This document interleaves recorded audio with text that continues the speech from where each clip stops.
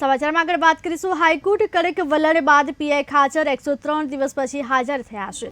આરોપી પીઆઈ ખાચરની 8 કલાક પૂછપરછ કરવામાં આવી। 2 દિવસ સુધી પોલીસ પીઆઈ ખાચરની પૂછપરછ થઈ શકે છે। ખાચરના મોબાઈલ લેપટોપ સહિતનો ગેજેટ્સ કબજે કરાયા છે। મોબાઈલ લેપટોપ સહિત ડોક્યુમેન્ટની એફએસએલમાં મોકલાય। 18 જૂને હાઈકોર્ટ સમક્ષ આરોપી પીઆઈ ખાચર રજૂ કરાશે।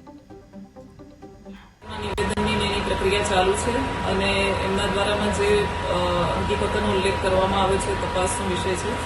એમના વર્ષે આશરે 2022થી એમની સાથે કોન્ટેક્ટમાં હતા અને ત્યારથી એ જે વિક્ટિમ છે એમને ઓળખતા હતા। વખતે તેમનો સંપર્ક થયો હતો અને ત્યારથી એમને ઓળખતા હતા। મેડમ કેટલા કલાક પૂછપરછ થઈ, કયા કયા મુદ્દાઓને લઈને પૂછપરછ થઈ અને શું કહેવામાં આવ્યું ડિટેલમાં જરા કહેજો।